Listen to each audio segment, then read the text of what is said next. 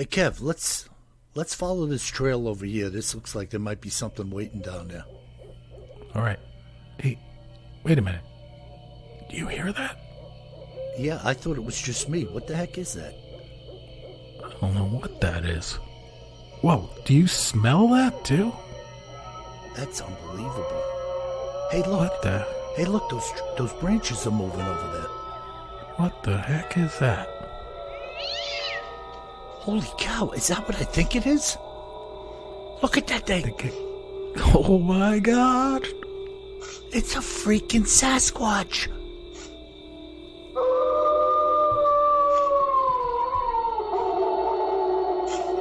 Welcome to the Bigfoot Terror in the Woods Sightings and Encounters podcast. I'm your host, W.J. Sheehan. Hello, everybody, and once again, may I thank you for joining us on what is going to be a fantastic podcast. My name is W.J. Sheehan, and for those of you who don't know me, I'm the author of a series of books that bears the same name as our podcast, all of which are available at Amazon in ebook and paperback. And also, 6 of the volumes are on Audible for you audiophiles out there, also available at iTunes and Amazon. So please take advantage of that and help support what it is we're doing. And now, let me introduce you to my brother and co-host, KJ Sheehan. Hey, Bill, how's it going? Marvelous, marvelous. You know, I had something really strange happen the other day, Kevin. I'm going to share it with you and the listeners. Did you see the hairy man in your backyard? No, I did see a hairy woman, though. Were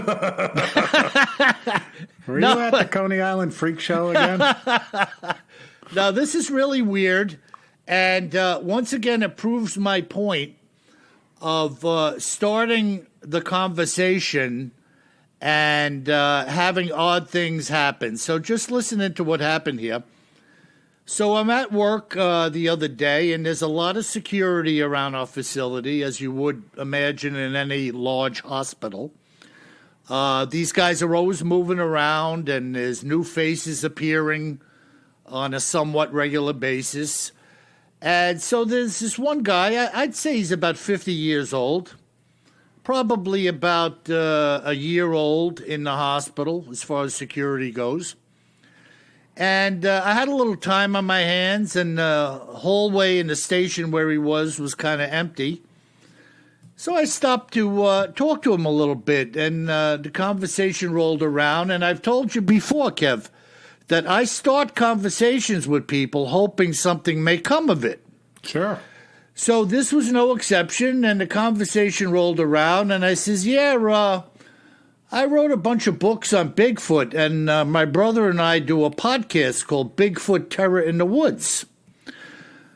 He looks at me and he says, you believe in Bigfoot? I says, yeah. He says, take a look at this. He pulls out his iPhone, puts it in my face, and in front of me is a hand, a man's hand, down on the ground next to a fantastic Bigfoot footprint. Awesome. So the hand was to demonstrate the size relative to this guy's hand. Yep. And so I said, who's this?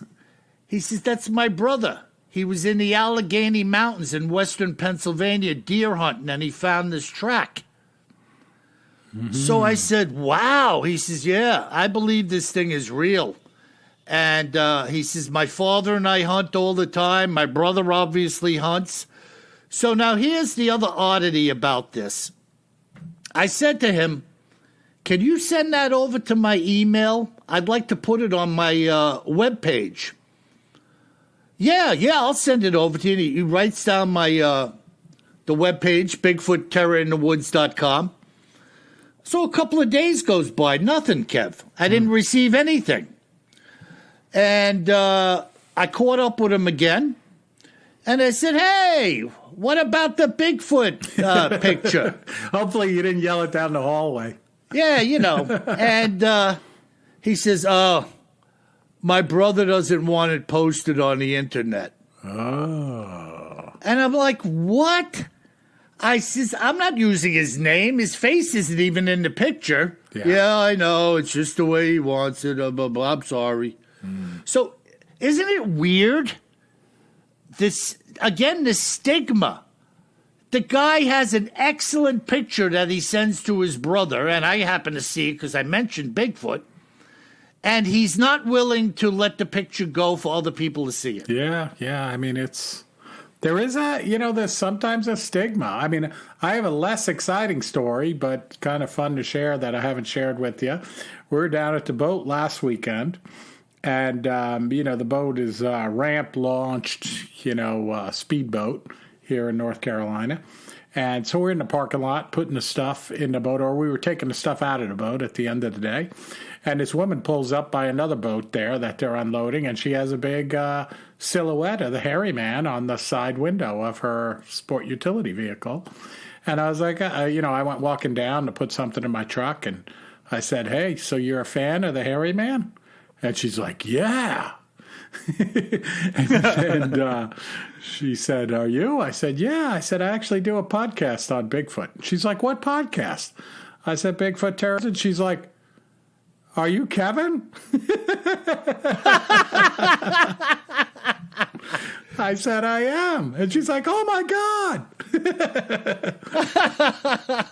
It's kind of fun. That is fun. Did she listen? She listens. Yeah. She said, oh, I love the podcast. You and your brother. Is your brother here? I said, no, he's not here. Look at that, Kev. You're a celebrity. Oh, I know. And the kids were with me, and folks, my kids are grown up, and they're like, who's that lady? I said, she's one of our fans from the podcast. And they're laughing. It's too funny. Yeah, this picture was fantastic. Well, keep working on him. We got to see Well, this. he knows where I am, and, you never Either know. that or when he doesn't have his hand on his gun, grab his phone and take a picture of his picture. Yeah, and you could see this guy, it was like wet moss. The brown, not moss, what would you call, what's that word for the brown like fibrous lichens stuff? or something like that? Yeah, there's another word like sphagnum or something like that. It looked like the brown peat moss that you pour out of the bag, Oh, okay. But you could see the print in it was excellent, and there was a little bit of water, like moisture, and he had cleared the leaves around it to really open it up, and it was freaking spectacular. And here he is, again, Kev, a hotbed. Western Pennsylvania. No doubt. Yeah, the a lot of sightings. The Appalachian Trail, the Allegheny Mountains. So just remarkable, really remarkable. Anyways, enough of that. What do you got for us today, Kev? Yeah, What do you we're got? going to talk about my favorite hairy man. Who's that, Bill? It's got to be Yowie. Yowie is right. We're going down to Australia, or Oz, as they would say.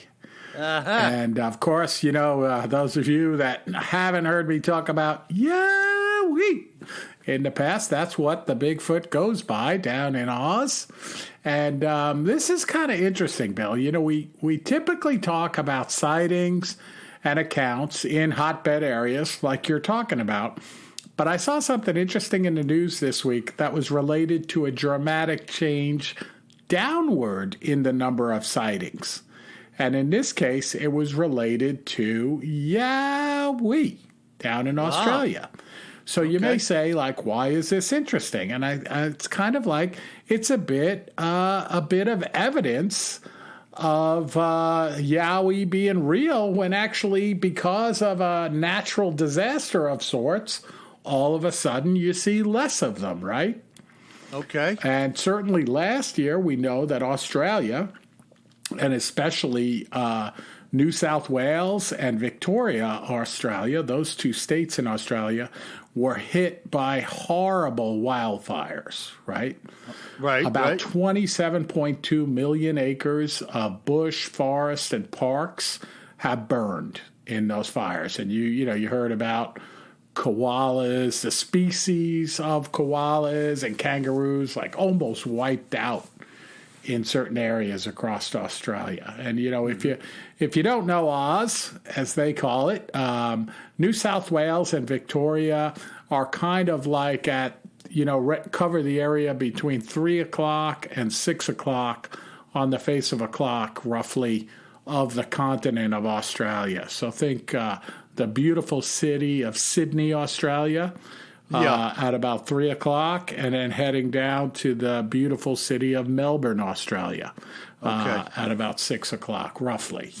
That's like southeastern Australia. Yeah, easy way to think about it. Wow. So this guy, Dean Harrison, who's a well-known Yowie researcher in Australia, he studied Yowies for about 20 years. And he's saying that in this article, which was published in the Daily Mail of Australia by Sahar Murad, is the author, he's saying that the recent lack of sightings of the beast is because the bushfires have driven the hairy man deeper into the continent, so kind of away from those areas on the coast. And Australia, in terms of population, almost all of the population lives around the outer rim of Australia. Even though the continent itself is probably bigger than the United States, almost all of the people live around the edge of it. Right. And how many millions of acres burned? What do we say here? 27.2 million acres. Yeah, that's a lot of property, boy. Oh, yeah, it was devastating there. Devastating. And guess what? If the food source declines or runs away, why would the Yowie hang around? Well, and they're worried, so he says he doesn't think like they were killed in the bushfires because based on his 20-year research of Yowies, they have a very keen sense of smell, and so they would know it's coming. And he talks about how fast they can run, which we've seen that with Bigfoots. And he also specifically mentions their ability to climb like sheer cliffs with ease. Which here you go we again. see that with with our own hairy man here in North America. Yeah, so it's all the same, Kev, right? Oh yeah. I mean, I'm sure the Yowie wasn't caught in the fire. They smelt it and just started getting out of there. They took off. That's what he's saying. Yeah. It's and like he talks about, get this, he says, Mr. Harrison, right, he claims that there are usually 10 sightings of Yowies each week along this area of Australia that they generally call the Gold Coast. But now there are none since the fires. Isn't that crazy? Yeah, so I think, that's evidence in itself, Bill. When you have a lot of sightings on a regular basis and then all of a sudden you have none after the big fires, boy, it's hard to think that it's just scared away the hoaxers, Yeah, well, no, what it tells me is that these 10 calls were legitimate. Yeah. And since there are no sightings now, there are no legitimate sightings being reported. Right. These people weren't calling in just to give you a number and get a giggle. Yeah. They were probably legit sightings, calling in this Yowie hotline or whatever he's got. And now there are none because there are no Yowies around. Yep. Wow, that's really interesting. and to me, it lends credence to the legitimacy of what's being seen. Oh, no doubt about it. No doubt about it. So, really, who would dedicate 20 years of their life to nothing? Exactly. It's kind of, I mean, that's like dumber than dumb. It's just sea turtles, dolphins, whales, grizzly bears, Bigfoot. It's an endeavor that one gets involved in, sinks their teeth in, and just keeps grinding it out. And these people, obviously, this Yowie Foundation, whatever they got going on over there, he takes note of the fact that now I have no reports. Yep. So really, that is very interesting. Yeah, super cool. Super cool. Yeah. Wow. So we're going to transition a little bit just to talk a little bit more about Yowie, because I love Yowie. And there was a good article published on ABC on their website in Australia back in November of 18 about the city of, I think I'm pronouncing it correctly, Wollongong, which is in that same area of New South Wales, near the coast in Australia, southeastern Australia. And this was written by a woman named Samantha Turnbull, and she was talking to a gentleman named Tony Healy. And Tony is a cryptozoologist and author of several books, including The Yowie in Search of Australia's Bigfoot. So she spent a little bit of time interviewing Tony, and Tony is talking about this city, Wollongong, as a picturesque mountain surroundings, and it has a strong Aboriginal community. And Aborigines, of course, are the native people of Australia. Mm-hmm. And this city is kind of unofficially known as the capital of Yowie country in Australia. Now, Kev, this is pre-fire.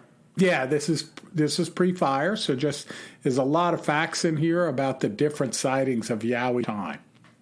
Okay. So I thought it was pretty cool. Yeah, no, go ahead. Because we've only touched on Yowies in the past, but haven't really done a lot of detail. And we've gotten a lot of listener mail in over the last 2 seasons on Yowie as well. Yeah, and I wonder what these poor Aboriginal people have done since they got burned out. Yeah, well, they're moving on. I mean, everybody got burned out. Not only the Aboriginal, but the people had settled in suburban Sydney, and that got burned out as well. Yeah, just horrible. Yeah, I have friends that lost their houses there. I mean, it's terrifying. Unbelievable. It's horrible, horrible. Yeah. Wow, go ahead. So what do you got? So, they write that there's many testimonies given, especially to the explorers and the missionaries, as they moved into Australia in the early 1800s. So the Aboriginal tribes people would talk about these hairy men, which at the time they knew by many different names. So they would call them all different names, but they would basically describe them as these creatures with long hair all over their body, but hairless, human-like faces. And the hair is generally described as kind of reddish-brown as well, and like between 6 and 8 feet tall. There you go. Sounds like these people have nothing else to talk about, so they bring up, of all things, a giant hairy creature covered in reddish brown hair. Yep. It's just it's freaking unbelievable that people keep arguing the point that it doesn't exist. Yep. Yeah, we'll talk about a couple of these sightings. So one of them, it was in 1928 in this same region at a place called Palin Creek. So going back almost 100 years.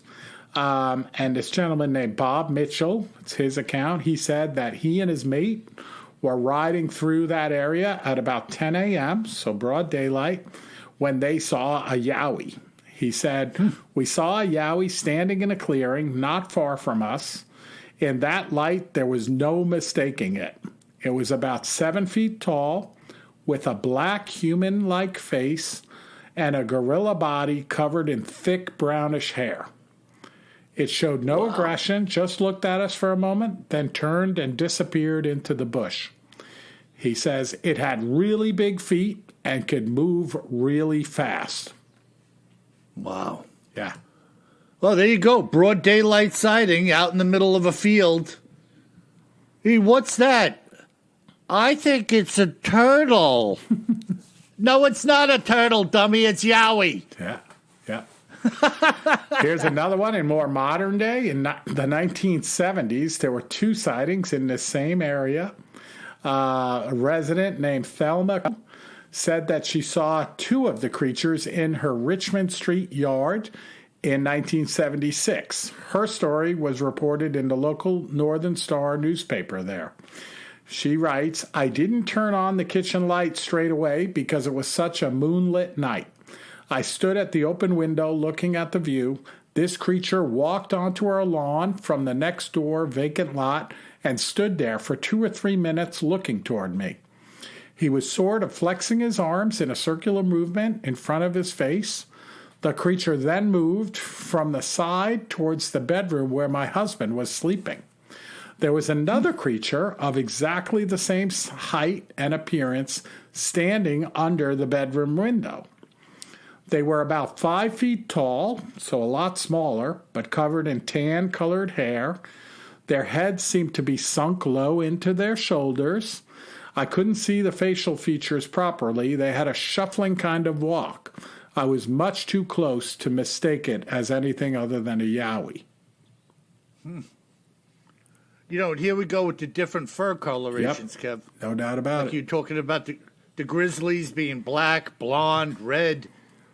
And here we have Yowies, dark brown, reddish colors. And here we have, how did she describe it? Not blonde, but tan.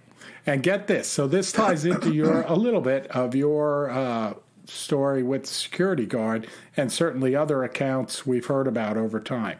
So this woman, Mrs. Crew, she said that she hadn't told anybody about her encounter until after she read Mrs. Maloney's story, again in the Northern Star in 1977.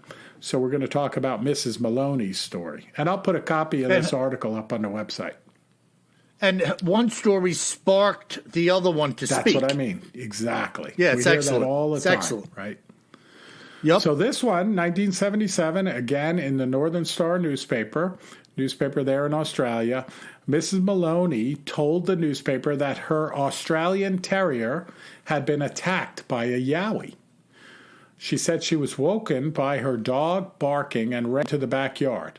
I suddenly saw the creature directly in front of me. I was within 6 feet of the jolly thing, and I think I stopped breathing for a moment because of fright. It was sitting on its haunches and had the dog completely crushed against its chest. It was as if it was trying to crush the life out of our little dog. Yeah, the creature stood up, looked straight at me, and dropped the dog, which I thought was dead. Mrs. Maloney described the Yowie as more than 6 feet tall, with an almost hairless face, ape-like, with a heavy brow, no chin or neck, and ginger-colored hair hanging from its arms and legs. She also said that the Yowie was clearly a male because she could see its genitals. So I don't think it was a bear, like she's picking out what it is. Just incredible. And look, going for the dog, right? Yeah. People always talk about, I shouldn't say always, but people have talked about missing animals, cats, dogs. And it's funny you mention that, as you'll see when I get to my Bigfoot story. It's incredible, the synchronicity when we get together. Like, you don't know what I'm doing, I don't know what you're doing. But when you hear what I'm doing tonight, you're going to be like, oh, wow. Very cool, very cool. Wow. Did the dog live, did she say? No, it was alive after it left, but then it died of internal injuries. Wow, so this thing just grabbed it, just crushed smashing it, crushing monster. it. I mean, what a way to kill, right? Just like brute force smash you. They don't have to bite you. They just grab you and crush you like a soda can in their hand. Yep. We hear about the deer, right, with the neck twisted around backwards, the leg torn off. Limbs just snapped in half like they're twigs. How about the nest building again, Kev, right? With those 6 and 8 inch diameter fresh branches just snapped off. Yep. Incredible power these things have. Yep. Wow. So I got one more for you. Yeah. So this is about a guy named David Taylor, or Mr. Taylor, and he's covered in this same article. And he talks about the fact that up until 2010, he was a day trader, so like a stock guy. And he says he was a typical Yowie skeptic, doubting the existence of the Australian hairy beast. But he said he and his ex-partner at the time set out to explore the remains of an old tunnel that housed a train line that formerly ran through Delarca National Park in Landsborough. This is on the Sunshine Coast, so just north of Sydney there, but same general area. He talks about the fact that, they came to a fork in the road and they didn't know which way to go. They went to the right, and they're walking up a hill about halfway up the track, and bang, he writes, there it was, right in front of them. He said Mr. Taylor looked at it, he saw it clearly, and he took 3 steps before the whole sighting was over. He said the first step, it was almost in the middle of the road. The second step, it was in the edge of the bush. And then in the third step, it was completely gone. Totally vanished, couldn't see anything, he said. Wow. He says, I started stuttering, and I had goosebumps all over me, and the hairs on the back of my neck stood up. Yeah, get this, too. He says, nothing makes you feel more alive than hearing it growl at you. Oh. It's that loud, and it rattles every bone in your body. Where have we heard that before? Exactly. Wow. And he says just the way it walked, you could see the human characteristics in it, but it wasn't covered in clothes. It was completely covered in hair.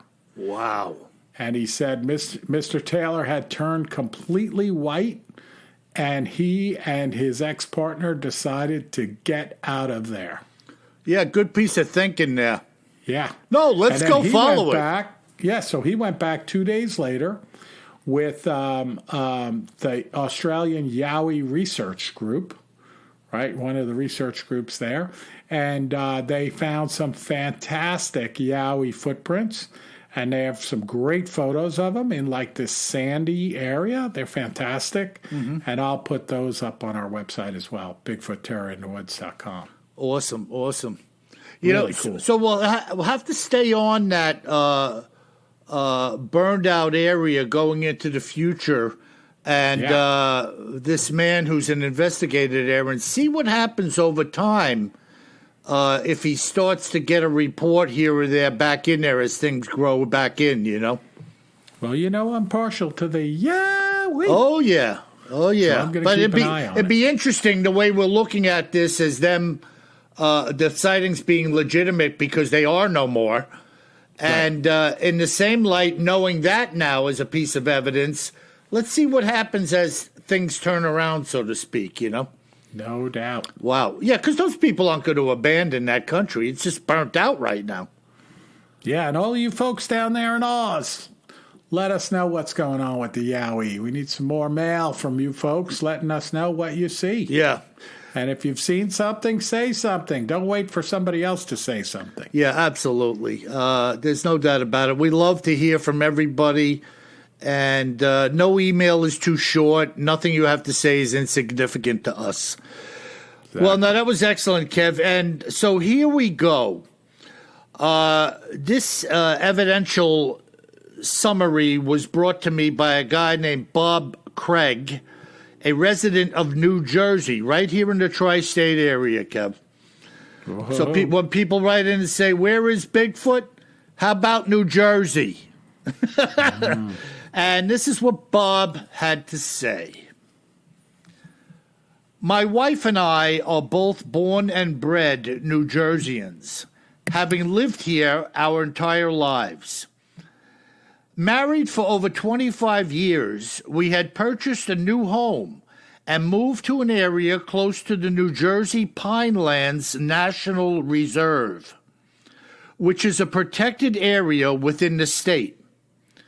There are quite a few homes in our community, and it would be considered by most to be somewhat upscale in nature.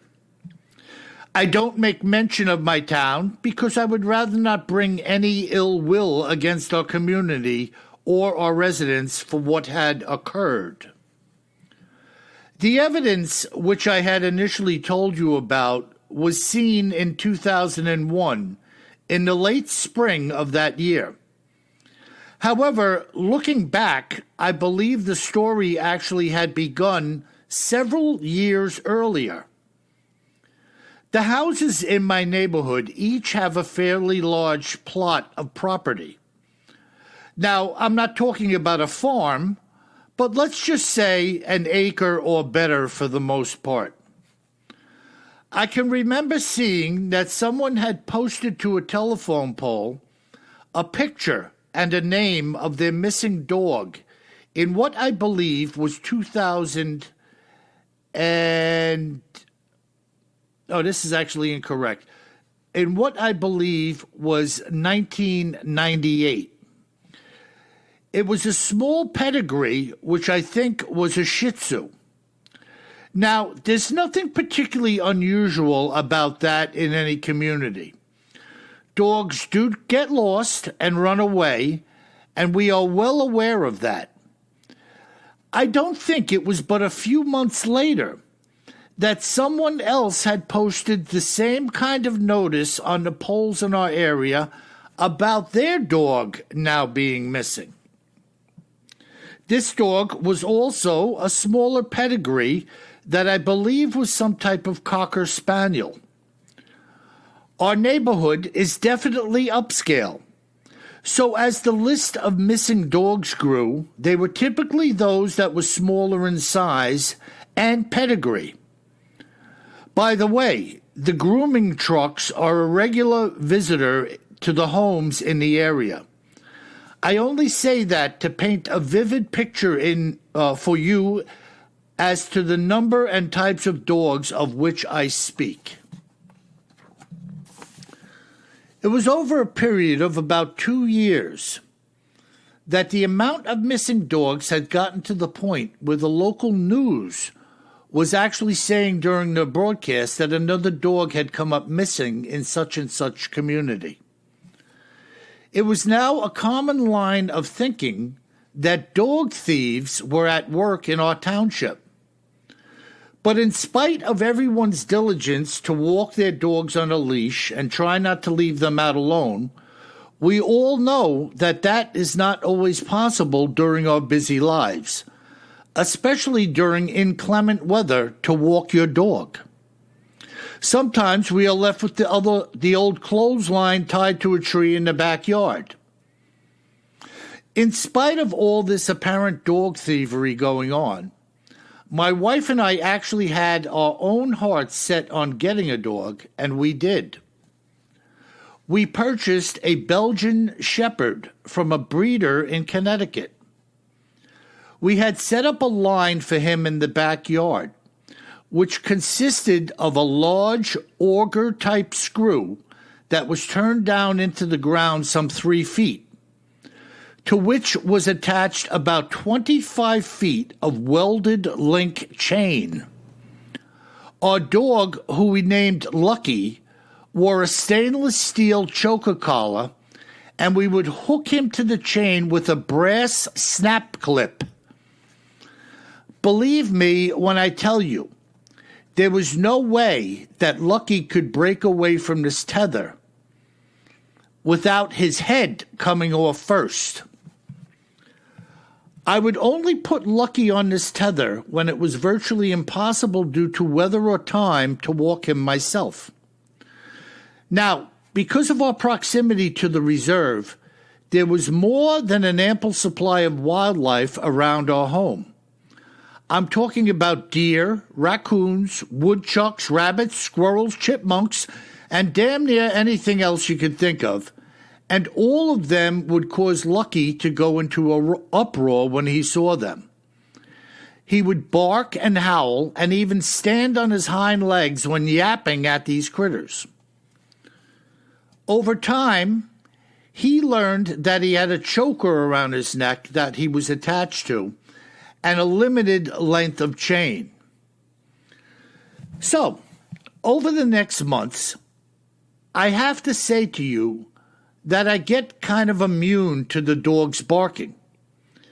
There were so many animals around, and the deer would occasionally taunt him, now knowing that he couldn't chase them. They would stay 100 feet away in the woods, eating and walking around, which drove Lucky crazy. In late April of 2001, We had been getting rain for some 3 days or so. We all know the feeling of when is it going to end when these types of rains come.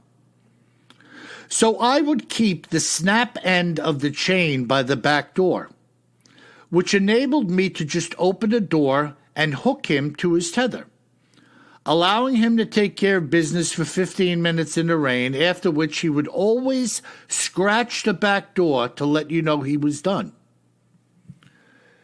He had started out with his usual ritual barking, after which he would begin sniffing around and then relieve himself.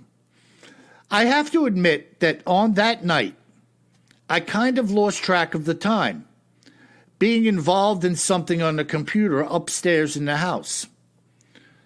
When I looked at the clock, a half hour had gone by and it was pouring outside.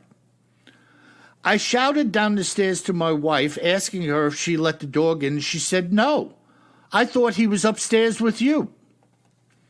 So I went down and opened the door, and his chain was laying in the grass. He was gone. As you would well expect, I was outside, calling him over and over again as the rain was coming down in buckets. My wife was now by the back door after realizing what had happened. At some point, I looked down and saw that the snap, this brass snap, was detached from the chain and gone. Now, this was a solid brass swivel ring attached to the clasp, which I am sure that you yourself have seen before, Bill. There was no way that you or I could break it or tear it away from the welded chain. Why, you would have a better chance of backing the galvanized screw out of the ground than breaking this thing off. I immediately thought of all the supposedly stolen dogs in the area. But in my mind, I had said that all a thief would have had to do is to unsnap him from the collar. This chain had been broken off, which could more than likely only be done with bolt cutters. As I was standing there in the rain, I looked down on the ground. Even though our backyard was grass, there was quite a bit of well-worn area right down to the soil where Lucky had been running around through the many months on this tether. As I stood there looking, I saw 2 huge footprints in the soaked soil. They looked like giant human footprints, maybe 2 feet long and very wide. The rain was coming down so hard that they were actually deteriorating before my eyes. Lucky was very obedient, and no matter what, he would have come to my call, especially when he was out in snotty conditions. I called the police, and when they arrived at our home, I told them what had happened and what I had seen in regards to the massive footprints. I was told by the cop the usual rubbish about a black bear having taken the dog. I said to him somewhat sarcastically, "Yeah, a black bear with 24-inch feet." We never saw Lucky again, and still to this day, cats and dogs go missing in the area. Mm-hmm. Whoa. What do you think of that, Kevin? Yeah, the small dogs, I mean, everything and anything can snatch them, right? A hawk, even a hawk could grab hawk, a little eagle, whatever. But fox, but the big dogs, like those Belgian Shepherds. I mean, if I'm not mistaken, those are like some of the dogs that the military uses, you know. Yeah, there's no doubt about it. And, you know, they can, one, defend themselves and that, you know. And I think if the dog had a chance, he would have heard that thing snapping and growling at this thing if it had a chance. If it had a chance, right.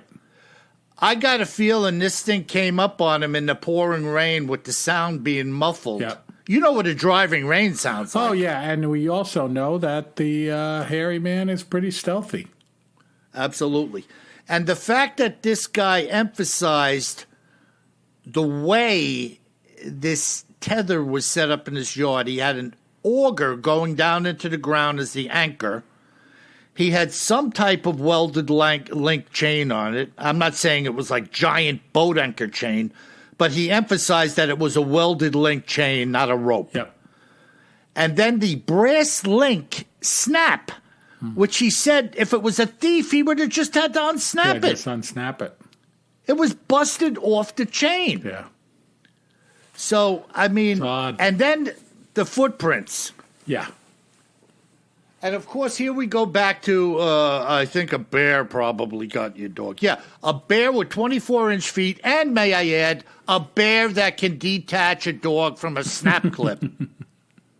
And the dog instinctively knows what a bear is. He's going to be making a racket, you know. Yeah, absolutely. Oh, a shepherd? Yeah. Any dog Yeah. would be snapping and biting for its life. Yeah, no doubt. They're not just going to go down. They're going to go down with a fight, Yeah, even if they lose, you know? absolutely. Wow. So there you have it. That's a good That was one. In Jersey. Maybe it was a Yeah. Jersey Devil. Yeah, well, I don't know, man. Yeah. But, folks, you know, a lot of these stories and hundreds of others are in my book. So if you're interested in hearing more or reading more or the audio books, go out and take advantage of them. They're really excellent. So there you have it, No Kim. What do doubt. we got Great from account, Bill. Great account Yeah. from the Jersey. What'd they say it was? The Pine Barrens of New Jersey? Or the Pineland, New Jersey Pinelands, Pinelands National Reserve. Oh.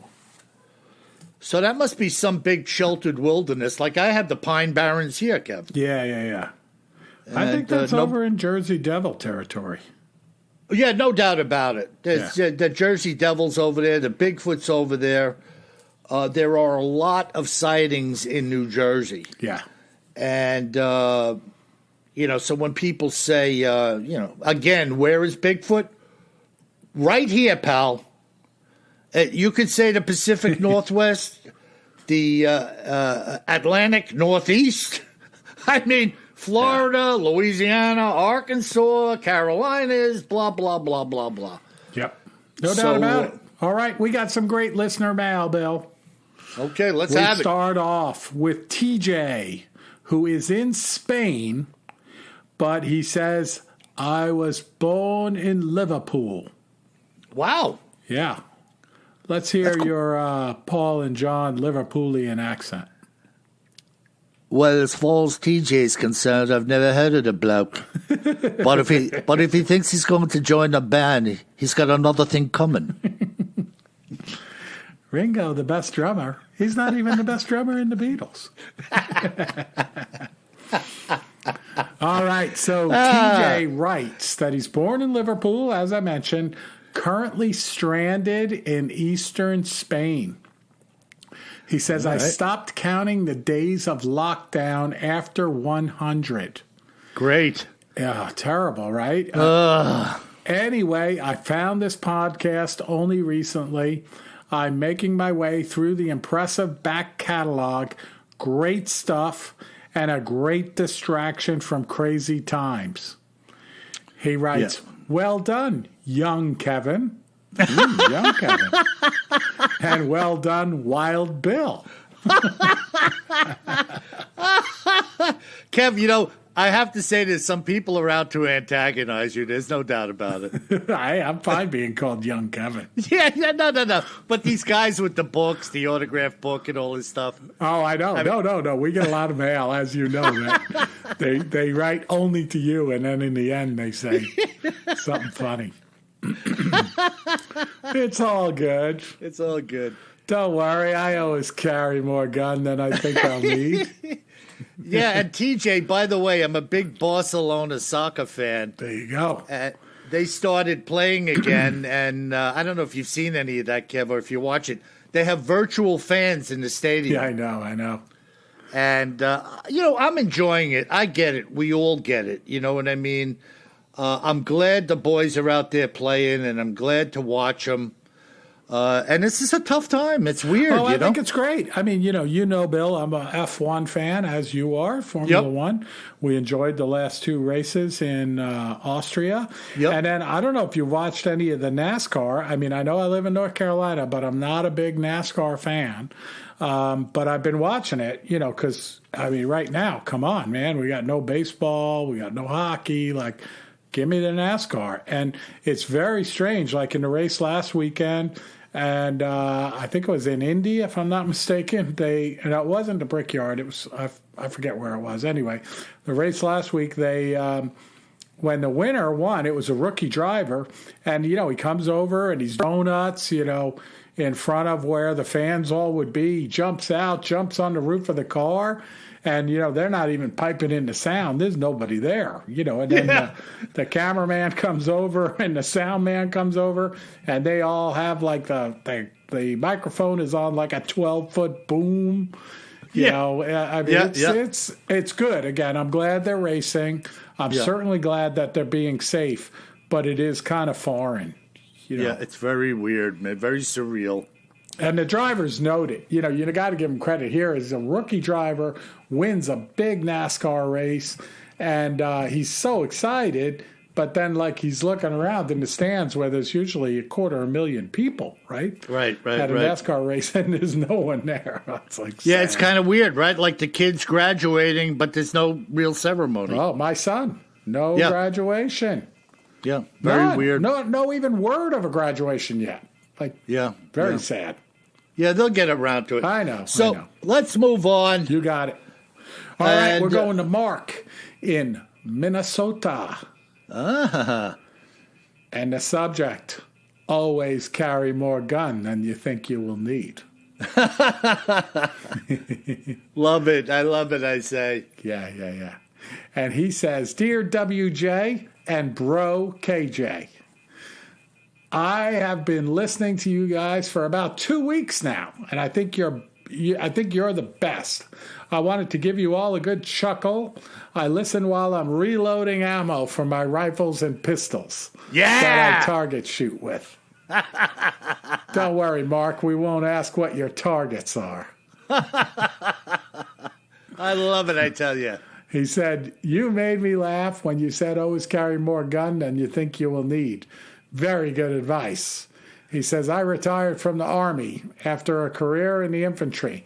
So yes, as you say, WJ, carry more gun than you think you will need, and maybe a few hand grenades. I think that will keep the boogers away. Yeah, Kevin, check the email, because I think I contacted Mark and asked him what kind of weapons he owns. You did. I'm going to go there. I got it right here. So he say, anyway, brothers, keep up the podcast, and I will keep listening and reloading and laughing here in Minnesota.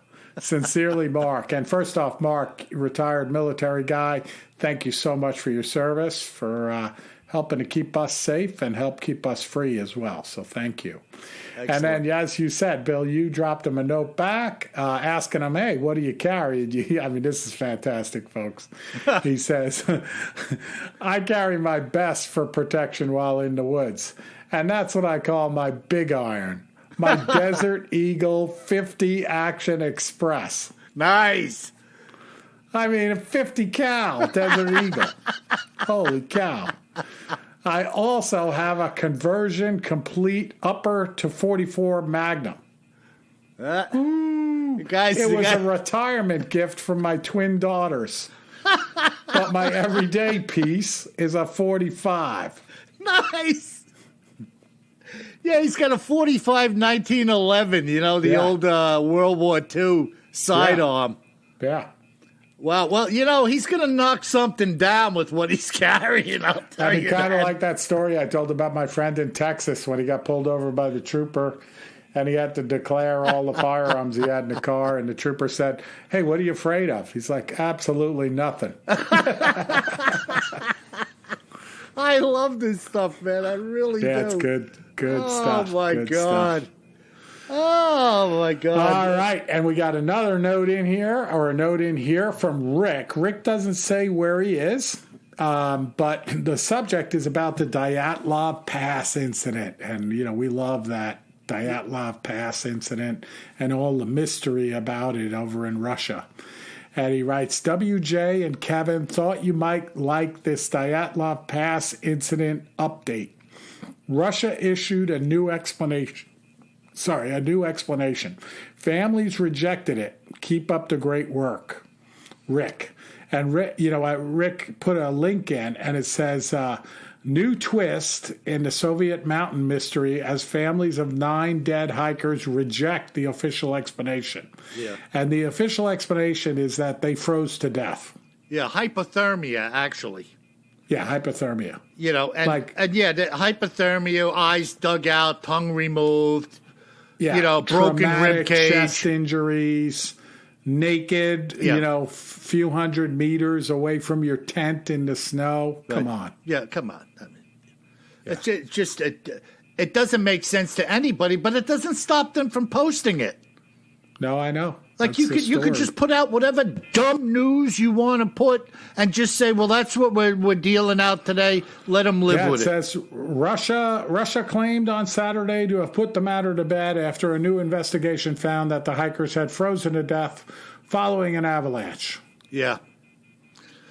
Did you see the hill over there that they were on? Yeah. Avalanche from where? I know. You know what I mean? Kev, it'd be like us having an avalanche on Bald Hill.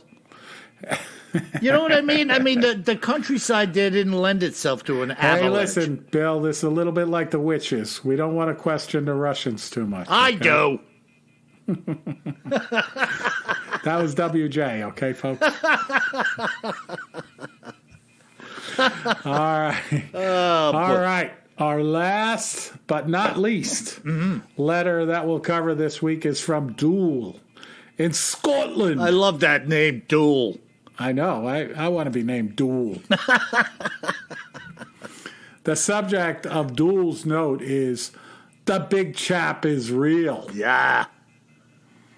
Says, Dear Bill and Kev, hope this finds you well. Really enjoy your podcast here in Scotland. Your Cascade report really nailed it for me. Why make up something like that? Why would all the people who come forward make up stories? It has to be out there in the woods and in the swamps. Best wishes, and always carry more gun than you think you'll need. And then Dool also writes about that you can't carry, I guess, in Scotland. Yeah. Of course, they'll just beat you with a rock in Scotland. You don't have to carry. Tough people there. And but he does talk about the inventory that he used to carry when he was in the South African Army. Yeah, there you go. Yeah, some serious lead-throwing parcels, including an Uzi. He probably joined the South African Army for fun. Yeah, had to chuck some lead. And then he ends it with kilts and Scots Wahay. Yeah. Dool. I read that, and I was like, what? It must... I don't know, but you may have to end the podcast with kilts and Scots Wahay. Why? All right, so that's it this week, folks. Awesome account, Bill, and we got back to the Yowie. Yeah. My favorite hairy man in the world. And then, folks, you have been leaving us fantastic 5-star reviews, so thank you. And if you haven't, or if you feel the need to do it again, please, from your favorite podcast player right now, whether it's iTunes, Stitcher, whatever, open it up and give us 5 stars. And it's really important that you do, because by you giving us 5 stars, you attract more listeners to our program. And by getting more listeners, we can improve the quality of our program. So thank you so much for those great 5-star reviews. Yeah, and folks, the other day I stumbled on a YouTube video about a guy who was attacked and mauled twice by a grizzly sow within a period of about 15 minutes. I can't believe the guy survived. And it all started out with him waiting for the bear to get close enough where he pulled out his fire extinguisher of bear spray that didn't work. So take my advice. If you're going out hiking in grizzly country, always carry more gun than you think you're gonna need. Sleep tight.